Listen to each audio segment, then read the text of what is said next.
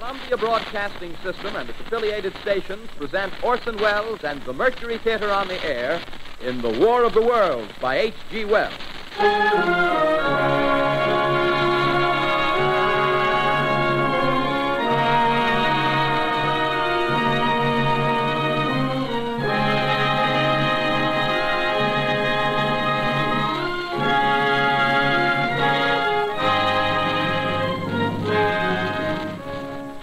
Ladies and gentlemen, the director of the Mercury Theater and star of these broadcasts, Orson Welles. We know now that in the early years of the 20th century, this world was being watched closely by intelligences greater than man's, and yet as mortal as his own. We know now that as human beings busied themselves about their various concerns, they were scrutinized and studied, perhaps almost as narrowly as a man with a microscope might scrutinize the transient creatures that swarm and multiply in a drop of water.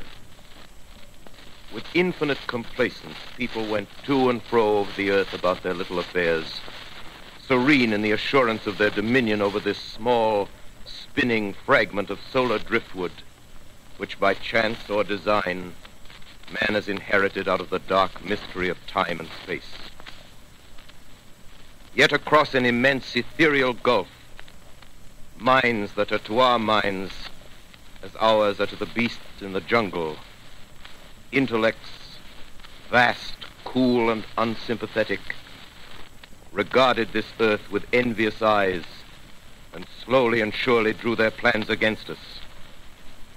In the 39th year of the 20th century came the Great Disillusionment. Near the end of October, business was better. The war scare was over. More men were back at work. Sales were picking up. On this particular evening, October 30th, the Crosley service estimated that 32 million people were listening in on radios. Next 24 hours, not much change in temperature.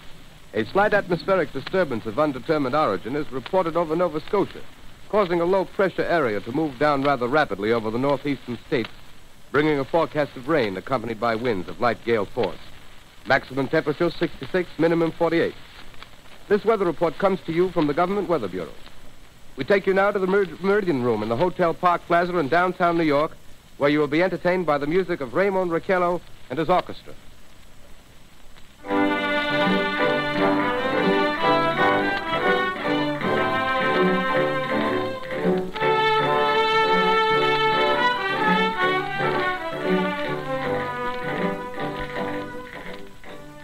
Good evening, ladies and gentlemen.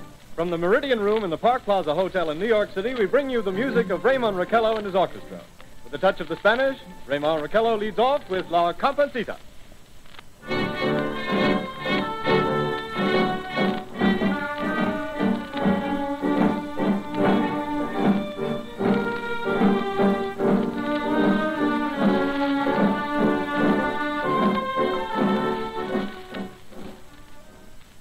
Ladies and gentlemen, we interrupt our program of dance music to bring you a special bulletin from the Intercontinental Radio News. At 20 minutes before 8 Central Time, Professor Farrell of the Mount Jennings Observatory, Chicago, Illinois, reports observing several explosions of incandescent gas occurring at regular intervals on the planet Mars. The spectroscope indicates the gas to be hydrogen and moving toward the Earth with enormous velocity. Professor Pearson of the observatory at Princeton confirms Farrell's observation and describes the phenomenon as, quote, like a jet of blue flame shot from a gun, unquote. We now return you to the music of Raymond Raquello, playing for you in the Meridian Room of the Park Plaza Hotel, situated in downtown New York.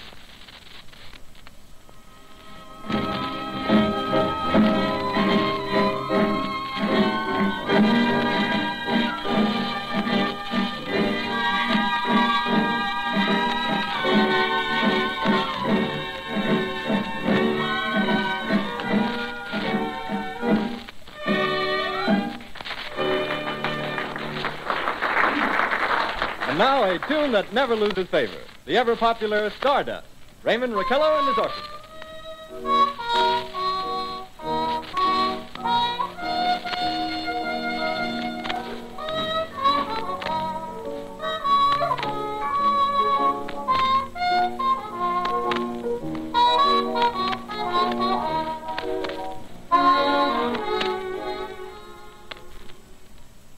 Ladies and gentlemen, following on the news given in our bulletin a moment ago, the Government Meteorological Bureau has requested the large observatories of the country to keep an astronomical watch on any further disturbances occurring on the planet Mars. Due to the unusual nature of this occurrence, we have arranged an interview with the noted astronomer, Professor Pearson, who will give us his views on this event. In a few moments, we will take you to the Princeton Observatory at Princeton, New Jersey. We return you until then to the music of Ramon Raquello and his orchestra.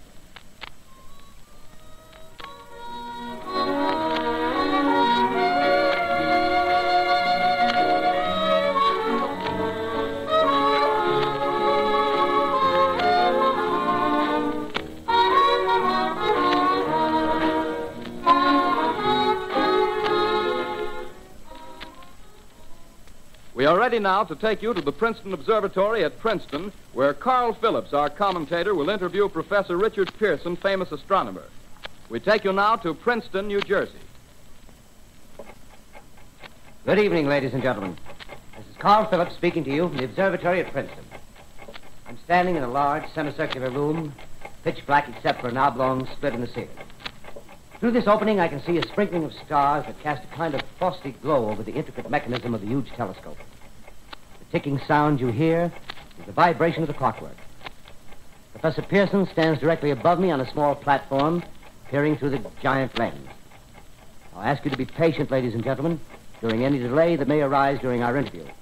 Besides the ceaseless watch of the heavens, Professor Pearson may be interrupted by telephone or other communication. During this period, he is in constant touch with the astronomical centers of the world. Professor, may I begin our questions? Any time, Mr. Phillips. Professor, would you please tell our radio audience exactly what you see as you observe the planet Mars through your telescope? Nothing unusual at the moment, Mr. Phillips.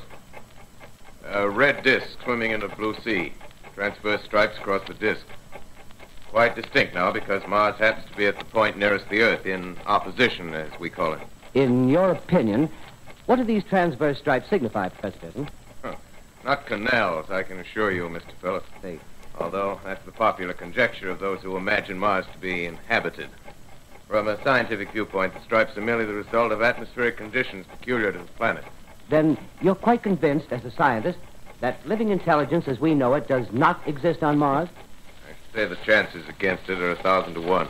And yet, how do you account for these gas eruptions occurring on the surface of the planet at regular intervals? Phillips, I cannot account for it.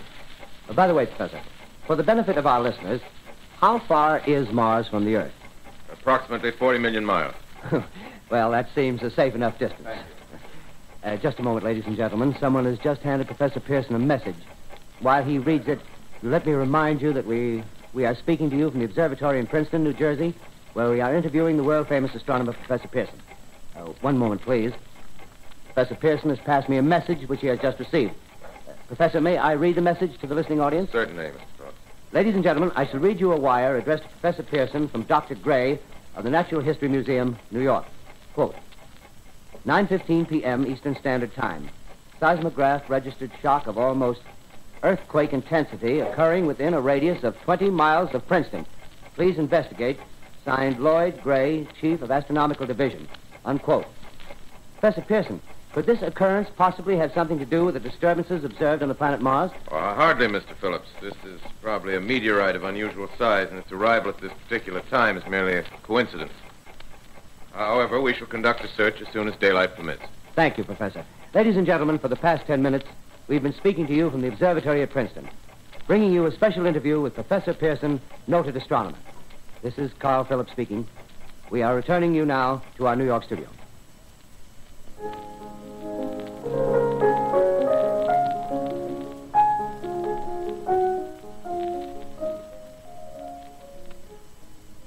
Ladies and gentlemen, here is the latest bulletin from the Intercontinental Radio News. Toronto, Canada. Professor Morse of Macmillan University reports observing a total of 3 explosions on the planet Mars between the hours of 7:45 p.m. and 9:20 p.m. Eastern Standard Time. This confirms earlier reports received from American observatories. Now, nearer home, comes a special bulletin from Trenton, New Jersey. It is reported that at 8:50 p.m., a huge flaming object, believed to be a meteorite, fell on a farm in the neighborhood of Grover's Mill, New Jersey, 22 miles from Trenton. The flash in the sky was visible within a radius of several hundred miles, and the noise of the impact was heard as far north as Elizabeth. we have dispatched a special mobile unit to the scene, and we'll have our commentator, Carl Phillips, give you a word picture of the scene as soon as he can reach there from Princeton. In the meantime, we take you to the Hotel Martinet in Brooklyn, where Bobby Millett and his orchestra are offering a program of dance music.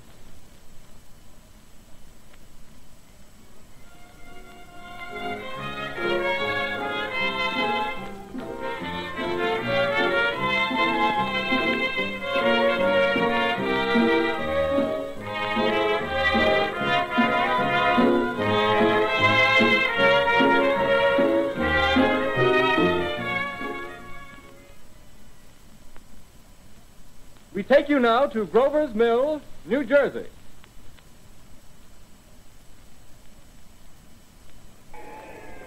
Ladies and gentlemen, this is Carl Phillips again, out at the Wilmot Farm, Grover's Mill, New Jersey. Professor Pearson and myself made the 11 miles from Princeton in 10 minutes. Well, I hardly know where to begin. To paint for you a word picture of the strange scene before my eyes, like something out of a modern Arabian Nights. Well, I just got here. I haven't had a chance to look around yet. I guess that's it. Yes, I guess that's the thing directly in front of me, half buried in a vast pit. Must have struck with terrific force. The ground is covered with splinters of a tree. It must have struck on its way down. But I can see the object itself doesn't look very much like a meteor, at least not the meteors I've seen. It looks more like a huge cylinder. Has a diameter of, what would you say, Professor Pearson? What's that? What would you say, what's the diameter of this? About 30 yards. About 30 yards. The metal on the sheath is, well, I've never seen anything like it. The color is sort of yellowish white. There's curious spectators now are pressing close to the object in spite of the efforts of the police to keep them back. Getting in front of my line of vision. Would you mind standing one side, please? While the police are pushing the crowd back. Here's Mr. Wilmot, owner of the farm here. He may have some interesting facts to add. Mr. Wilmot, would you please tell the radio audience as much as you remember of this rather unusual visitor that dropped in your backyard? Step closer, please. Ladies and gentlemen, this is Mr. Wilmot. Well, I was listening to the radio. Closer and louder, please. Pardon me? Louder, please, closer. Yes. I was listening to the radio and kind of drowsing. That professor fellow was talking about Mars, so I was half dozing and half... Yes, Mr. Wilmot, and then what happened? Well, as I was saying, I was listening to the radio, kind of halfway. Yes, Mr. Wilmot, and then you saw something. Well, not first off. I heard something. And what did you hear? A hissing sound like this.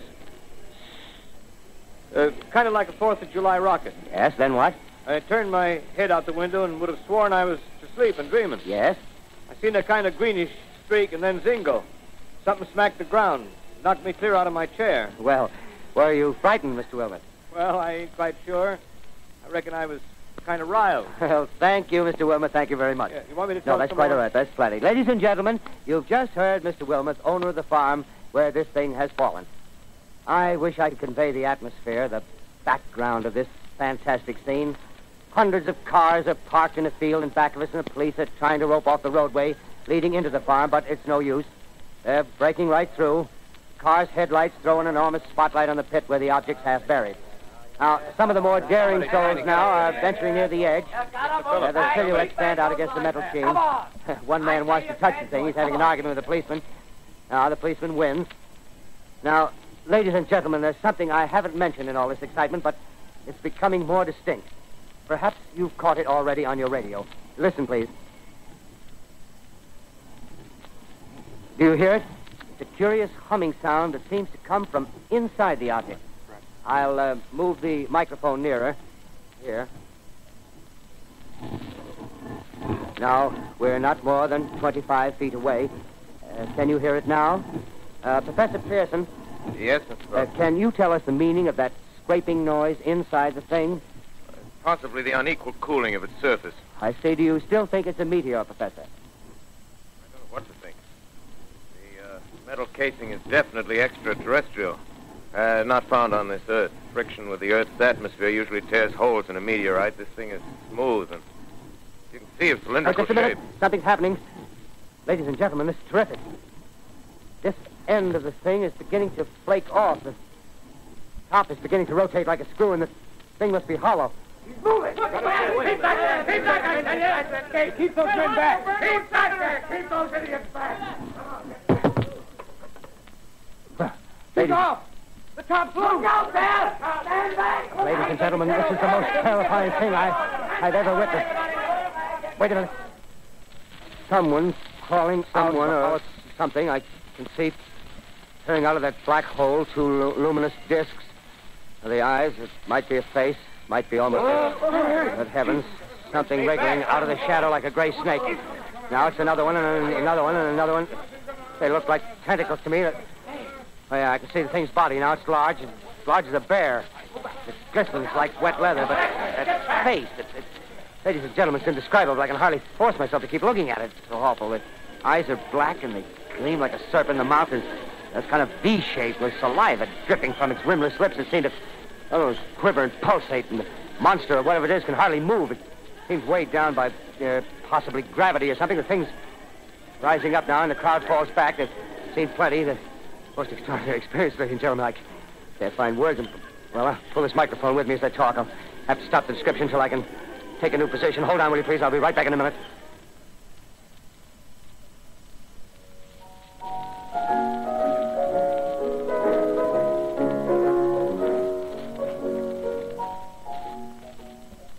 We are bringing you an eyewitness account of what's happening on the Wilmuth Farm, Grover's Mill, New Jersey.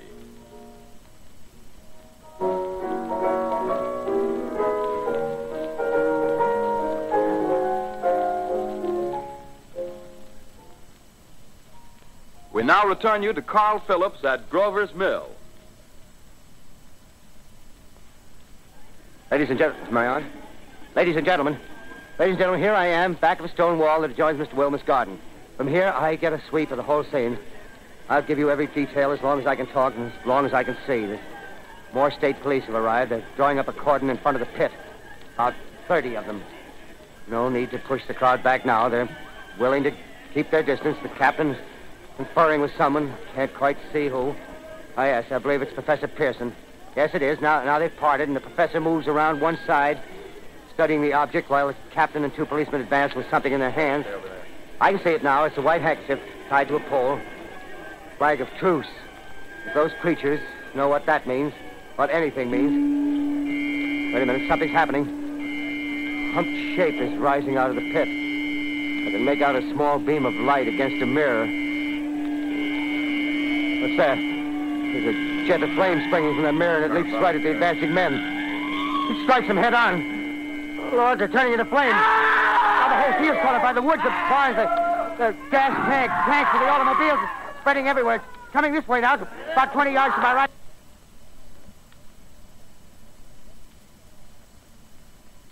Ladies and gentlemen, due to circumstances beyond our control, we are unable to continue the broadcast from Grover's Mill.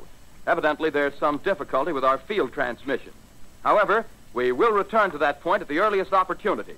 In the meantime, we have a late bulletin from San Diego, California. Professor Indelkoffer, speaking at a dinner of the California Astronomical Society, expressed the opinion that the explosions on Mars are undoubtedly nothing more than severe volcanic disturbances on the surface of the planet. We continue now with our piano interlude.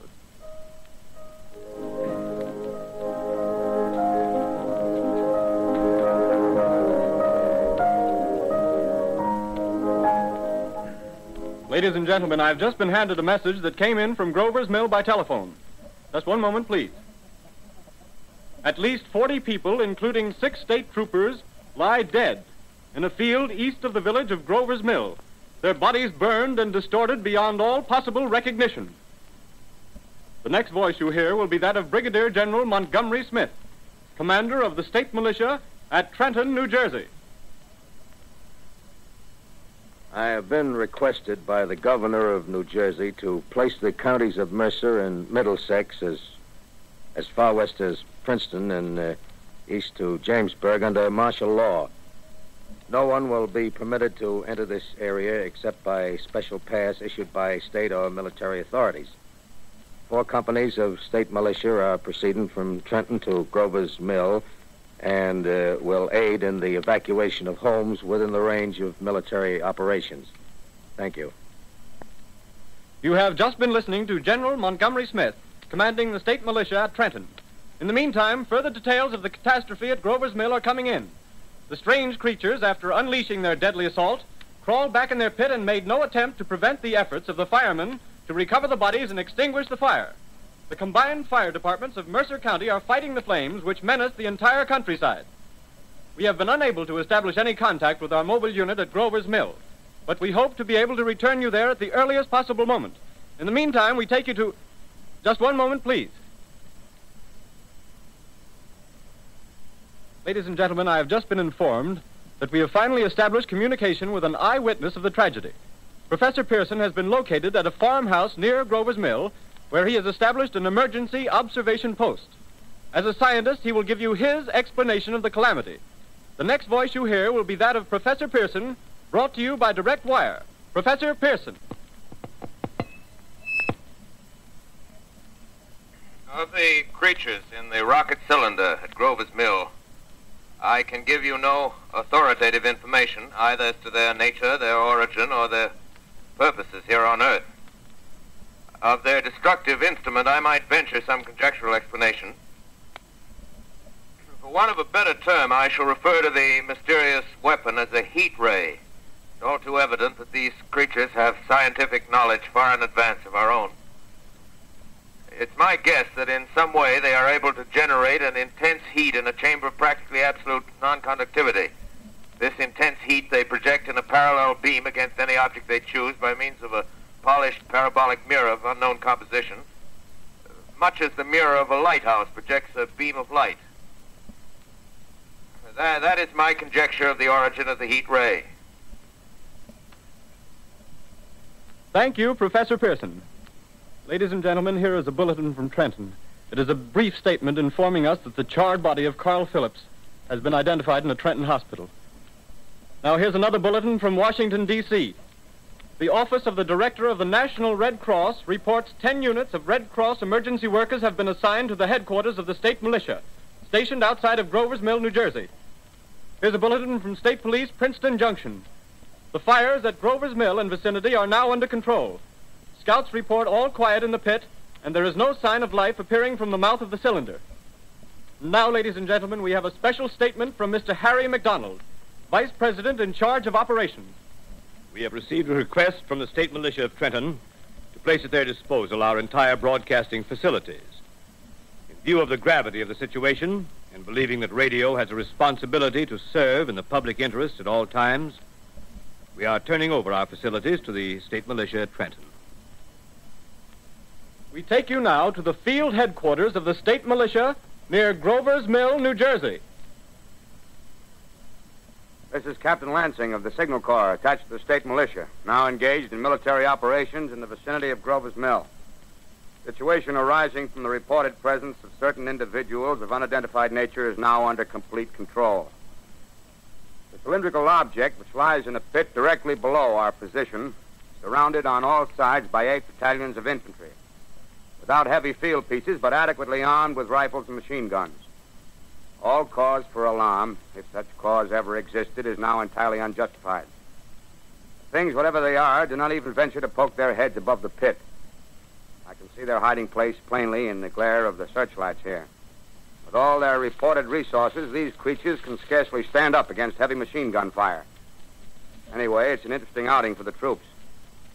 I can make out their khaki uniforms crossing back and forth in front of the lights. Looks almost like a real war. There appears to be some slight smoke in the woods bordering the Millstone River, probably fire started by campers. Well, we ought to see some action soon. One of the companies is deploying on the left flank. A quick thrust and it'll all be over. Now, wait a minute. I see something on top of the cylinder. No, it's nothing but a shadow. Now the troops are on the edge of the Wilmot Farm. 7,000 armed men closing in on an old metal tube. A tub, rather. Well, wait, that wasn't a shadow. It's something moving. Solid metal, kind of a shield-like affair rising up out of the cylinder. It's going higher and higher. What? It's standing on legs, actually rearing up on a sort of metal framework. Now it's reaching above the trees and the searchlights are on it. Hold on.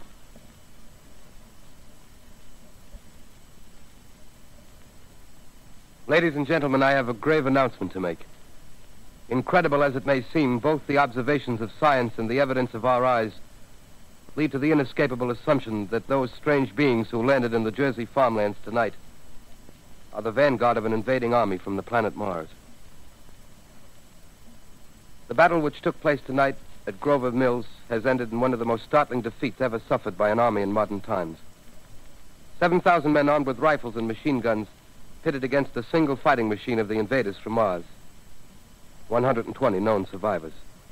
The rest strewn over the battle area from Grover's Mill to Plainsboro, crushed and trampled to death under the metal feet of the monster, or burned to cinders by its heat ray. The monster is now in control of the middle section of New Jersey and has effectively cut the state through its center. Communication lines are down from Pennsylvania to the Atlantic Ocean. Railroad tracks are torn and service from New York to Philadelphia discontinued, except routing some of the trains through Allerton and Phoenixville. Highways to the north, south, and west are clogged with frantic human traffic. Police and army reserves are unable to control the mad flight. By morning, the fugitives will have swelled Philadelphia, Camden, and Trenton. It is estimated to twice their normal population. Martial law prevails throughout New Jersey and eastern Pennsylvania. At this time, we take you to Washington for a special broadcast on the national emergency. The Secretary of the Interior. Citizens of the nation, I shall not try to conceal the gravity of the situation that confronts the country, nor the concern of your government in protecting the lives and property of its people. However, I wish to impress upon you, private citizens and public officials, all of you, the urgent need of calm and resourceful action. Fortunately, this formidable enemy is still confined to a comparatively small area, and we may place our faith in the military forces to keep them there. In the meantime, placing our faith in God, we must continue the performance of our duties, each and every one of us, so that we may confront this destructive adversary with a nation united, courageous, and consecrated to the preservation of human supremacy on this earth. I thank you. You have just heard the Secretary of the Interior speaking from Washington. Bulletins too numerous to read are piling up in the studio here. We're informed that the central portion of New Jersey is blacked out from radio communication due to the effect of the heat ray upon power lines and electrical equipment. Here's a special bulletin in New York. Cables have been received from English, French, and German scientific bodies offering assistance. Astronomers report continued gas outbursts at regular intervals on the planet Mars. The majority voiced the opinion that the enemy will be reinforced by additional rocket machines. There have been several attempts made to locate Professor Pearson of Princeton, who has observed Martians at close range. It is feared he was lost in the recent battle. Langham Field, Virginia. Scouting planes report 3 Martian machines visible above treetops, moving north toward Somerville with population fleeing ahead of them. The heat ray is not in use, although advancing at express train speed, invaders pick their way carefully. They seem to be making a conscious effort to avoid destruction of cities and countryside. However, they stop to uproot power lines, bridges, and railroad tracks. Their apparent objective is to crush resistance, paralyze communication, and disorganize human society. Here is a bulletin from Basking Ridge, New Jersey. Coon hunters have stumbled on a second cylinder similar to the first, embedded in the great swamp 20 miles south of Morristown. Army field pieces are proceeding from Newark to blow up the second invading unit before the cylinder can be opened and the fighting machine rigged. They are taking up a position in the foothills of Watchung Mountains. Another bulletin from Langham Field, Virginia. Scouting planes report enemy machines, now 3 in number, increasing speed northward, kicking over houses and trees in their evident haste to form a conjunction with their allies south of Morristown. Machines also sighted by telephone operator east of Middlesex within 10 miles of Plainfield. Here's a bulletin from Winston-Field, Long Island. A fleet of Army bombers carrying heavy explosive flying north in pursuit of enemy. Scouting planes act as guides. They keep the speeding enemy in sight. Just a moment, please, ladies and gentlemen. We've run special wires to the artillery line and adjacent villages to give you direct reports in the zone of the advancing enemy. First, we take you to the battery of the 22nd Field Artillery, located in the Watchung Mountains. Range 32 meters. 32 meters. Projection 39 degrees. 39 degrees. Fire. 140 yards to the right, sir. Shift range 31 meters. 31 meters. Projection 37 degrees. 37 degrees. Fire.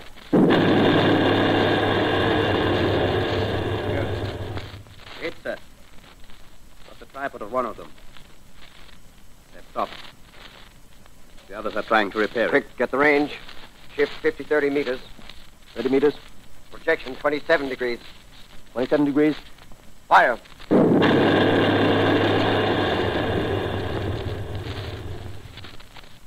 see the shell land, sir. Letting off a smoke. What is it? Black smoke, sir. Moving this way. Lying close to the ground. Moving fast. Put on gas mask. Get ready to fire. Shift to 24 meters. 24 meters. Projection 24 degrees. 24 degrees. Fire.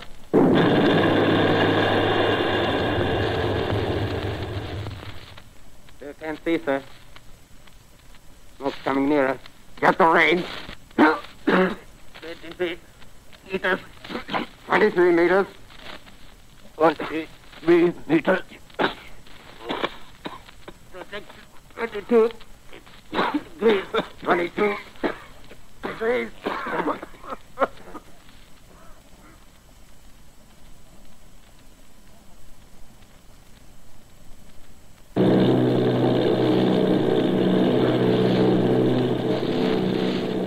Army bombing plane V-843 off Bayonne, New Jersey. Lieutenant Vogt, commanding 8 bombers, reporting to Commander Fairfax, Langham Field. This is Vogt reporting to Commander Fairfax, Langham Field. Enemy tripod machines now in sight. Reinforced by 3 machines from the Morristown cylinder. 6 altogether. 1 machine partially crippled. Believed hit by shell from Army gun in Watchung Mountains. Guns now appear silent. A heavy black fog hanging close to the earth of extreme density, nature unknown. No sign of heat ray. Enemy now turns east, crossing Passaic River into the Jersey marshes. Another straddles the Pulaski Skyway. Evident objective is New York City. They're pushing down a high-tension power station. Machines are close together now, and we're ready to attack. Planes circling, ready to strike. A 1,000 yards, and we'll be over the first.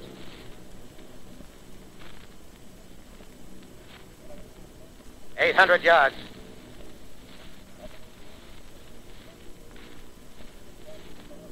$600.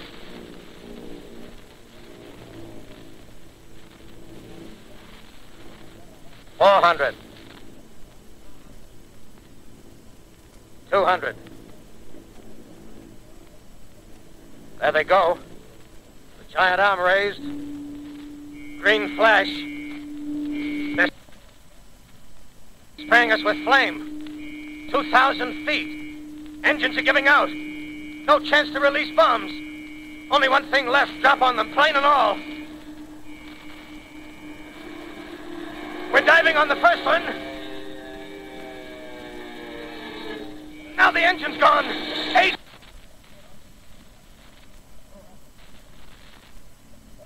This is Bayonne, New Jersey, calling Langham Field.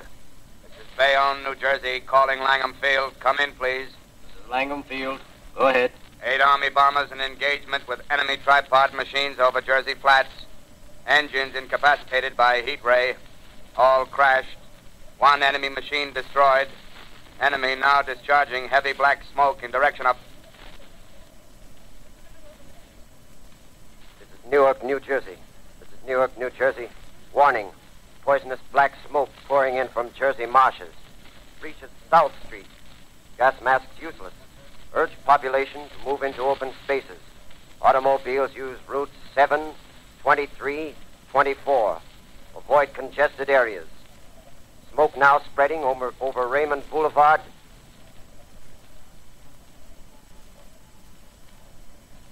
Two X2L calling CQ, 2X2L calling CQ, 2X2L calling 8X3R. Come in, please. This is 8X3R coming back at 2X2L. How's reception? How's reception? K, please. Where are you, 8X3R? What's the matter? Where are you?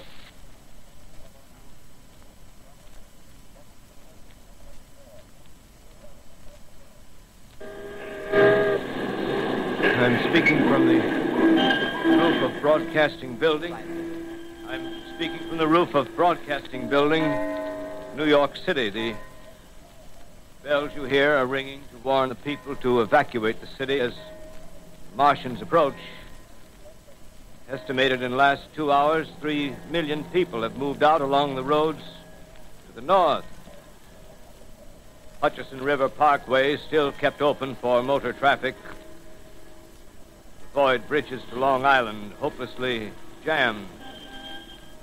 All communication with Jersey Shore closed 10 minutes ago. No more defenses. Our army is wiped out. Artillery, Air Force, everything wiped out. This may be the last broadcast. We'll stay here to the end. People are holding service here below us in the cathedral. Now I look down the harbor, all manner of boats, overloaded with fleeing population pulling out from docks. Streets are all jammed. Noise in crowds like New Year's Eve in city. Wait a minute, the enemy's now in sight above the Palisades. Five great machines. First one is crossing the river. I can see it from here, wading the Hudson like a man wading through a brook. A bulletin is handed me. Martian cylinders are falling all over the country. One outside of Buffalo, one in Chicago, St. Louis. Seem to be timed and spaced. Now the first machine reaches the shore. He stands watching, looking over the city. Steel cowlish head is even with the skyscrapers. He waits for the others. They rise like a line of new towers on the city's west side. Now they're lifting their metal hands. This is the end now. Smoke comes out, black smoke drifting over the city. People in the streets see it now. They're running toward the East River, thousands of them, dropping in like rats. Now the smoke's spreading faster. It's reached Times Square. People are trying to run away from it, but it's no use. They're falling like flies. Now the smoke's crossing 6th Avenue, 5th Avenue, 100 yards away. It's 50 feet.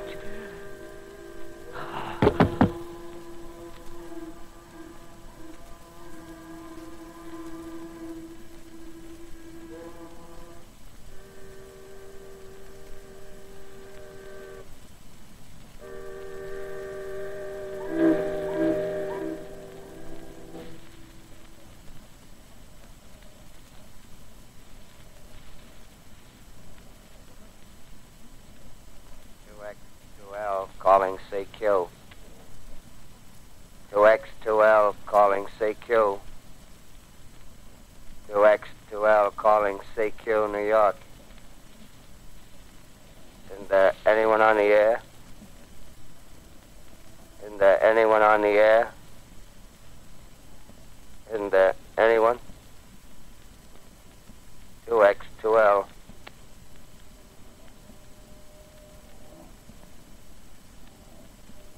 You are listening to a CBS presentation of Orson Welles and the Mercury Theater on the Air in an original dramatization of The War of the Worlds by H.G. Wells. The performance will continue after a brief intermission. This is the Columbia Broadcasting System. The War of the Worlds by H.G. Wells, starring Orson Welles and the Mercury Theater on the Air.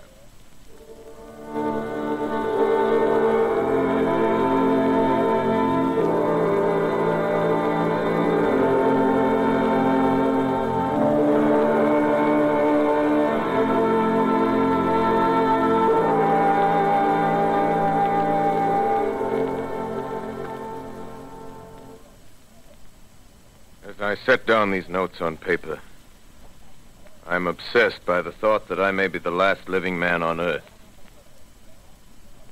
I've been hiding in this empty house near Grover's Mill, a small island of daylight cut off by the black smoke from the rest of the world.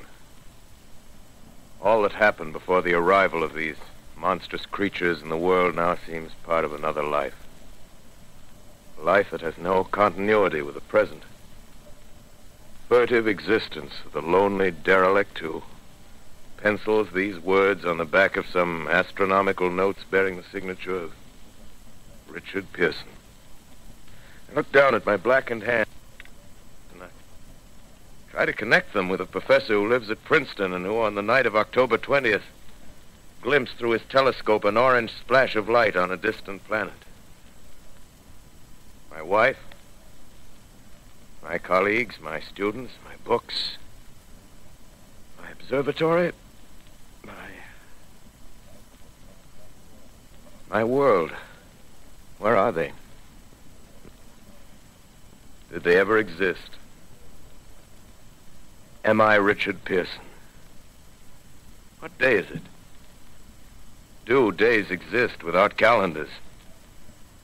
Does time pass when there are no human hands left to wind the clocks? In writing down my daily life, I tell myself I shall preserve human history between the dark covers of this little book that was meant to record the movements of the stars. But to write, I must live, and to live, I must eat.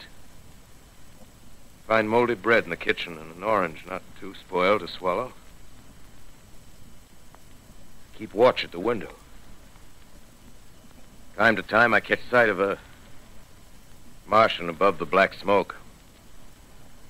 Smoke still holds the house in its black coil, but at length there's a hissing sound, and suddenly I see a Martian mounted on his machine, spraying the air with a jet of steam as if to dissipate the smoke. I watch in a corner as his huge metal legs nearly brush against the house. Exhausted by terror, I fall asleep. Morning. Sun streams in the window. Black cloud of gas is lifted, and the scorched meadows to the north look as though a black snowstorm had passed over them. I venture from the house. I make my way to a road, no traffic. Here and there, a wrecked car, baggage overturned, a blackened skeleton.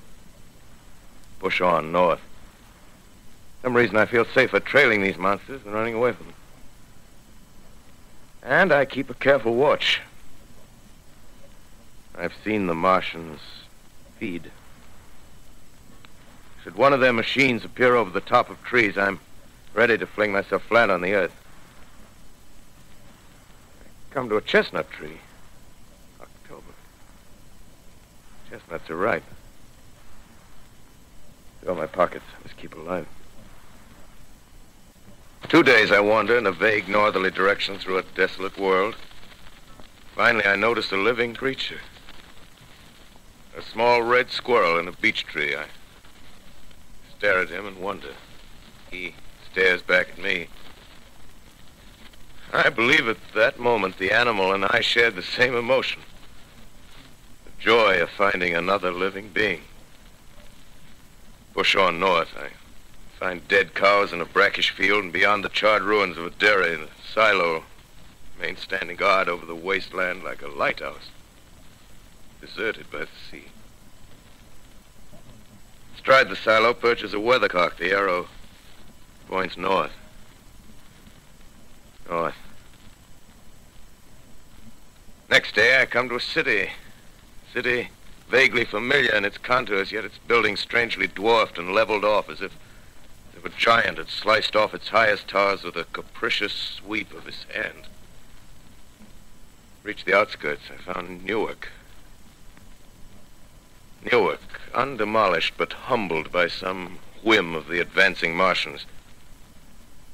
Presently, with an odd feeling of being watched, I caught sight of something crouching in a doorway. I made a step towards it, and it rose up and became a man.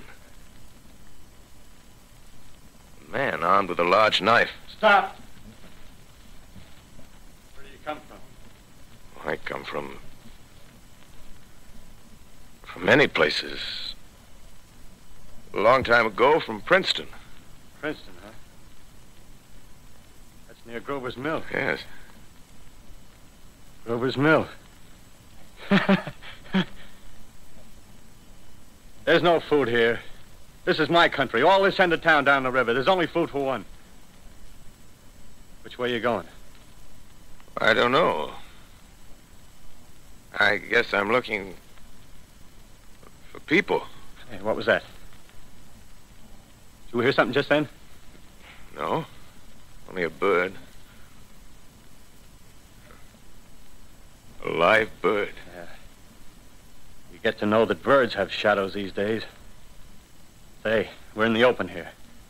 Let's crawl in this doorway here and talk.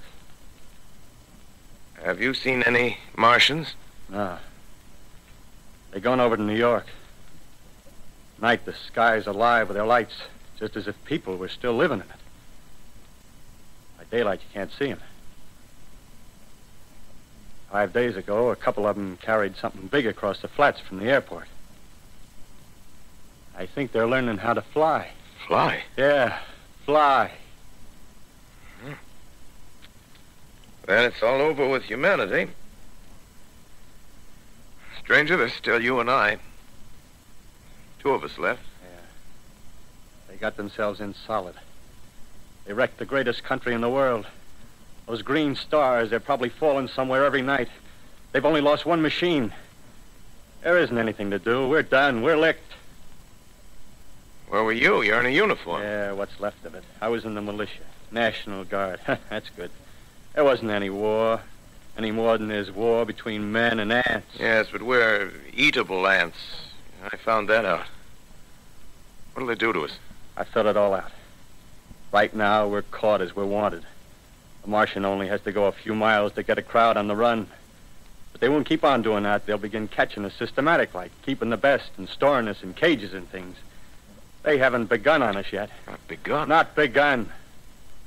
All that's happened so far is because we don't have sense enough to keep quiet. Bothering them with guns and such stuff and losing our heads and rushing off in crowds. Now, instead of our rushing around blind, we got to fix ourselves up according to the way things are now. Cities, nations, civilization, progress. Yes, but if that's so, what is there to live for? Well, there won't be any more concerts for 1,000,000 years or so, and no nice little dinners at restaurants. If it's amusement you're after, I guess the game's up. What is there left? Life, that's what. I want to live. Yeah, and so do you. We're not going to be exterminated. And I don't mean to be caught either. Tamed and fattened and bred like an ox. What are you going to do? I'm going on. Right under their feet. I got a plan. We men as men, we're finished. We don't know enough. We got to learn plenty before we got a chance. We've got to live and keep free while we learn, see? I've thought it all out, see? Well, tell me the rest. Well, it isn't all of us that are made for wild beasts. That's what it got to. That's what it got to be. That's why I watched you. Watched you.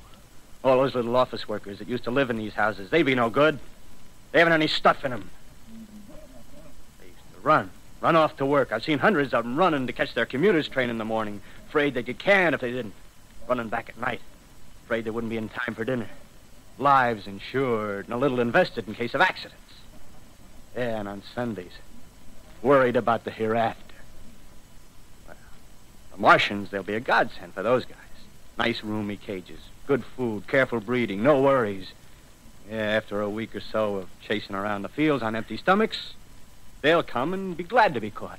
You've thought it all out, haven't you? Sure, you bet I have. That isn't all. These Martians are going to make pets of some of them. Train them to do tricks. Who knows, get sentimental over the pet boy who grew up and had to be killed. Yeah, and some maybe, they'll train to hunt us. Oh, no, it's impossible. Human Yes, they will. There's men who do it gladly.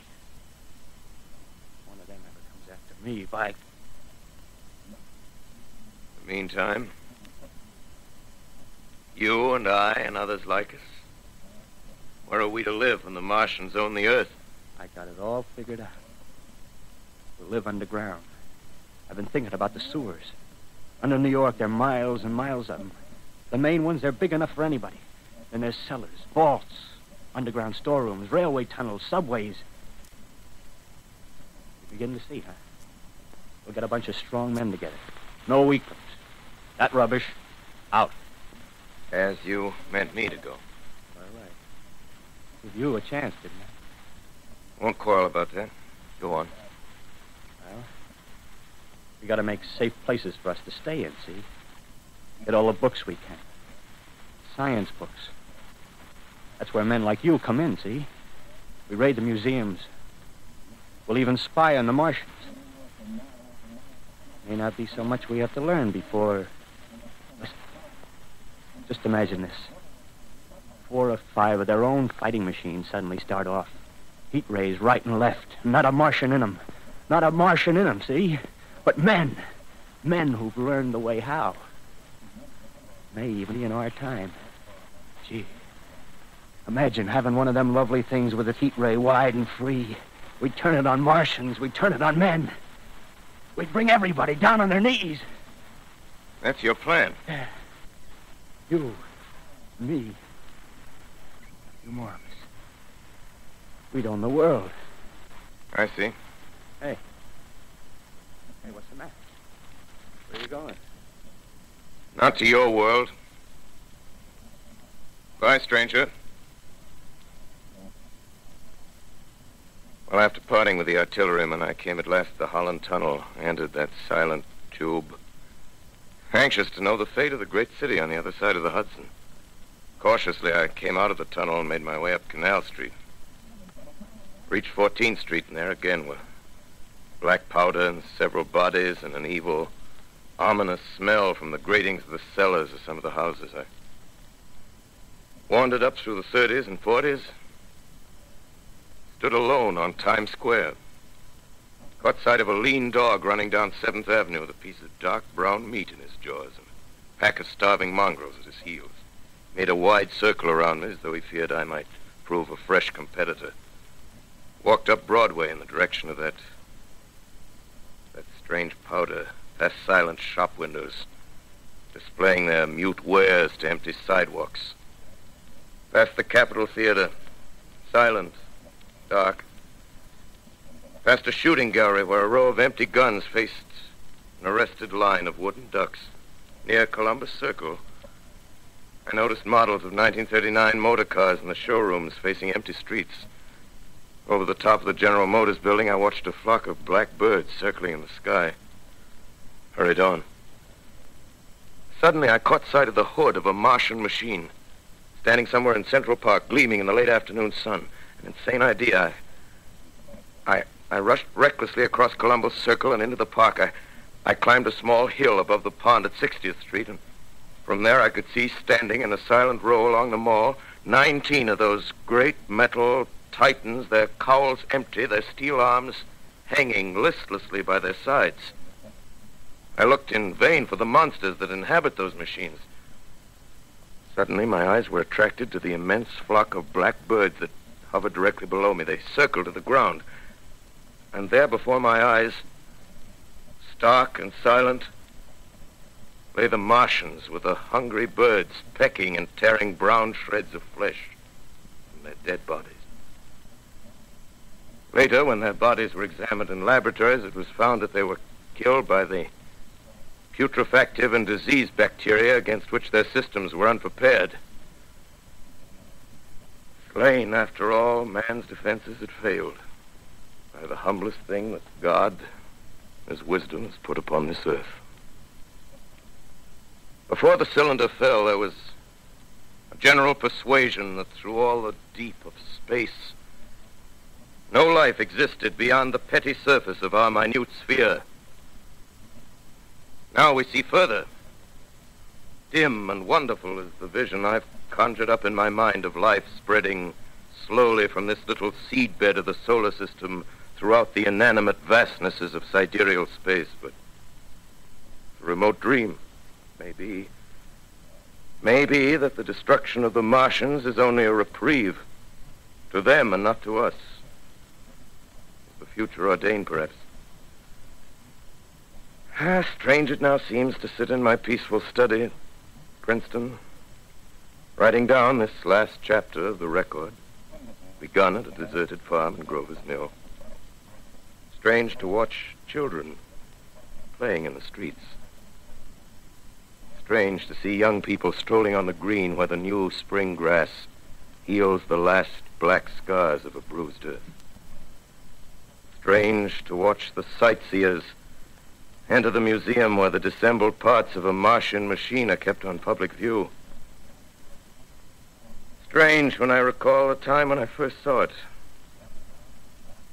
Bright and clean-cut, hard and silent under the dawn of that last great day.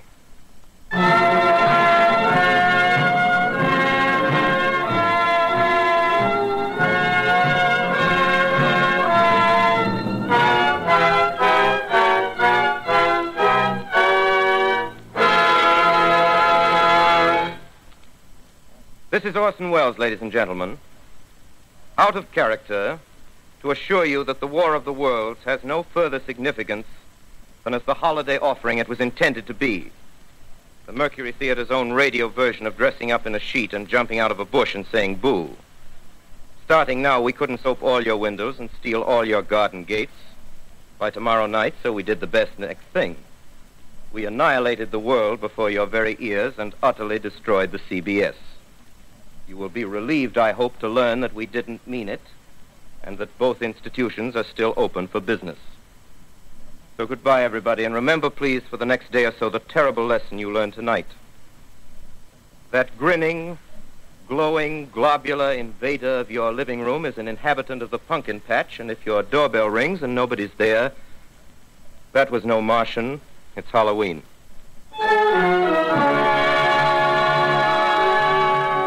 Tonight, the Columbia Broadcasting System and its affiliated stations coast to coast has brought you The War of the World by H.G. Wells, the 17th in its weekly series of dramatic broadcasts featuring Orson Welles and the Mercury Theater on the air.